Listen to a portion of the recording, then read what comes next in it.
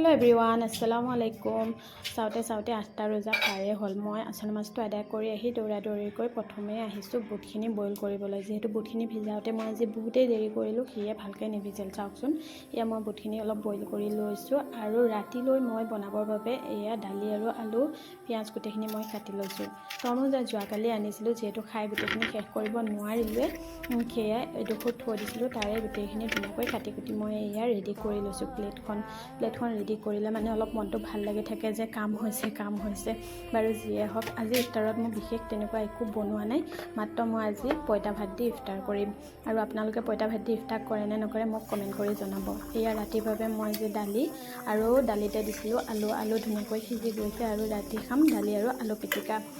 বাৰু এতিয়া মই ৰেডি কৰোঁ পঁইতা ভাতখিনি ধুনীয়াকৈ ৰেডি কৰি পিঁয়াজ জলকীয়া তেল আৰু নিমখ দি পেলাই, তেলৰ অবিহনে পঁইতা ভাত খাই ভালেই নালাগে। এতিয়া ধুনীয়াকৈ ৰেডি কৰি মই বহি লৈছোঁ দোৱা কৰিবলৈ। দোৱাখিনি কৰি খেজুৰ আৰু পানী খাই ৰোজাটো মই খুলি এতিয়া নামাজখিনি আদায় কৰিলোঁ। নামাজখিনি আদায় কৰি লৈ মই ধুনীয়াকৈ বহি লৈছোঁ খাবলৈ। খাই পেলাই যে ইমানেই টেষ্টি লাগিছে, এনে বস্তু লোকচান আৰু পেলাই দিয়াতকৈ এনেকৈ চিম্পল খাই পেলাই ৰোজাটো খুলিব পাৰি। তো আজিলৈ ইমানখিনি, আৰু ইয়াৰ পিছতেতো মেইন তামোলটো লাগিবই। যদি ভিডিঅ'টো ভাল লাগিছে তেন্তে like comment share and subscribe কৰি দিব। আজিলৈ ইমানখিনি আৰু বাই বাই।